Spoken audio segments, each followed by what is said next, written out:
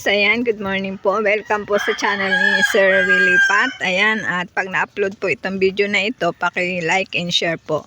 Ngayon po ay tayo ay may dadalhan ng tulong at ito nga po ay isa sa mga umakyat noong November sa live ni Sir Willie Pat na si Leia Orsan. So ngayon po ay nabalita ko, naglilinis daw ng kanilang bahay. Pero yan po ay sa na nakatira sa bayan po ng Tanawan, nangungupahan po sila doon at kasalukuyan siya po ay nagtatrabaho sa mga inasal. At ngayon nga po ay nabalita ako na umuwi. So dito ko na po ibibigay sa kanyang bahay ang kaunting tulong po na binigay ni Sir Willie Pat sa kanya. Ayan, at tayo po ay nandito na. Pupuntahan po natin siya at atin pong kakausapin at tatanungin. Dahil nga po ay siya ay magninegosyo. Ayan, nandito na po tayo sa bahay ni Leia Orsan. Ayan, ano, kumusta ka na? Ba't ka umuwi? Maglilinis ka? Ayan yung pusa mo, oh. Oh. Hindi yan naalis dito. Ayan, At ngayon nga po eh, imbis na doon sa kanyang paupahan ako magpunta, eh dito na lang po tayo natin. Ibibigay yung kaunting tulong na pinabibigay ni Sir Willie Pat. Ayan. Kumusta ka naman? Ito. Ayan, magandang babae. Ayan, at ano bang negosyo ang papasukin mo?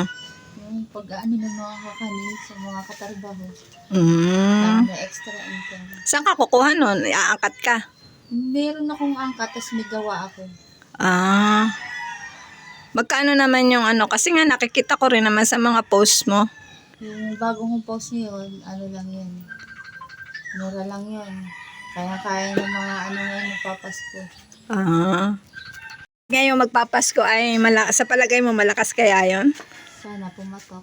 Kaya nga, at itong tulong na ibibigay sa iyo ay dapat ay yung palaguin kahit anong mangyari. Yung ano tawag dito? Yung pananatilihing buo at kahit paano ay may pagkukunan ka, nagtatrabaho ka, tapos maganda rin yung may income na iba din kaysa yung sa trabaho mo lang ang aasahan. Lalo't marami ka nag-aaral. Apat yun, di ba? Ayan, at ngayon nga po ay dito na natin siya ibilalag. Ito po yung kanyang bahay. Ano na rin, oh. Medyo ano na rin siya. Yan. Ito po. Pero umuupa po sila sa bayan kasi nga dito sa amin, pag wala kang pamasahe, hindi ka po makakapasok. Dahil ang pamasahe po ay 50 pesos pabayan, kailangan may 100 ka, ikakain pa. So, tsaka matagal po dito ang biyahe, yung tricycle. Mahirap pong maghantay, malilate sa trabaho. Alis ka ng alas 8. Papasok ka na alas 10, alas 9, andito ka pa. Kaya medyo rin, nangupahan sila sa bayan at medyo parang bawas-bawas din sa pamasahe. Magkano upa niya sa bayan? 3.5. Apartment. Ay, ano yun? Parang bahay na rin. Bahay na. Ilang kwarto? Isa lang, tapos kaunting sala. Medyo malaki din yung sala ng konti sa sala ko. May CR din, may lababo. Kay bahay lang din, nalalakad mo pag pumapasok ka. Kaya hindi na mamasahe, pati yung sa school na isa, no? Yung nag-aaral. May pera ka o wala, may ano ka. Nalalakad mo. So ngayon, galing ako doon sa bahay, lakad ako hanggang bahay. Sa tricyclean? Sa tricyclean. Ayan, at ito na yung pinabibigay ng Team Willie Pat. Ayan, lalo-lalo na si Willie Pat at ni Ma'am Luz Lipat. Sana ito'y pagyamanin mo at gamitin sa tama, ha? Ayan, bibilangin po natin isa. Mahirap ang walang taga-video. 2, 3, 4, 5. Ayan, Ayan na ang tulong ni Sir na pinabibigay sa iyo at sana ay yun nga gamitin mo sa tama at panatilihing mapalago. Kasi meron kaming nabigyan ng tulong, may nakabili na nga ng tricycle eh. Dahil lang sa pagtitinda ng basahan. Ay, Oh. si tatay. Yung taga Cavite. Ayan, at yung isa nga nakalipat na ng bahay eh, dahil din sa pagtitinda sa tapat ng school. Sana ay sa pagkikita natin eh, ikaw nang may-ari niyang pagkukunan mo ng mga paninda mo. Magluluto ka rin. Kukunin ko rin yung iba kong ano din eh. Gamit. Nag-usap namin nung anak ko na sabi ko, magagawa tayo ng peanut, tulungan mo ko. Peanut butter. Oo nga. Kagaya nung isang taon. Sasangag nga yun eh. Sinasangag yung mani. Magkano ba ngayon ang kilo ng mani? Nasa mga 150 na yung bad. Kaya lang matyaga ka doon. Pag ano? Kukunin ko nga yung gilingan ko din at saka yung... Pag day off. Pero pag day off, yun lang yung gagawin. Kaya naman yung paggabi. Utay-utayin mo. Tapos pag uwi mo, ganun ulit. Pag day off, Kaya pag day off. ay kaya lang, yun lang yung gagawin mo. Huwag ka nang gagawa ng ibang ano kasi maano rin yun sa kamay. Pasma din ang aabutin mo doon. Ayan, ngayon ba ay masaya ka na at natulungan kang muli. Bukod dun sa pasalamin sa iyong anak na grade 12, ngayon ay tulong naman na pampuhunan. Anong masasabi mo? Masaya ka ba? Opo naman. Oo. At ako po ay nagpapasalamat kay Ma'am Luz at kay Sir Willipat. Maraming po salamat sa tulong na binigay niyo po sa amin.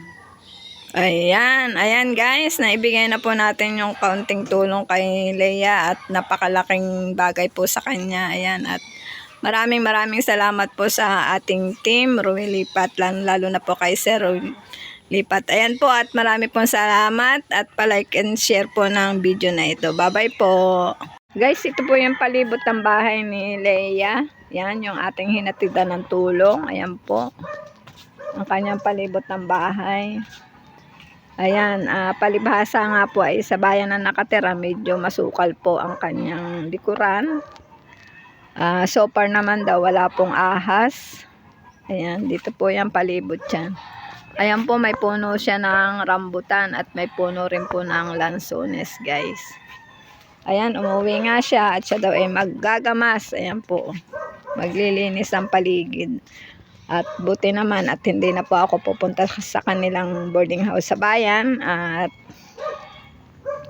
andito na nga po siya para, ayan po yung, ibigay ko yung tulong na pinahatid ni Sir Willipat. Ayan, maraming salamat Sir Willipat sa patuloy niyong pagtulong. At kay Ma'am Luz at kay Kate. Nako, napakabait na bata ni Kate.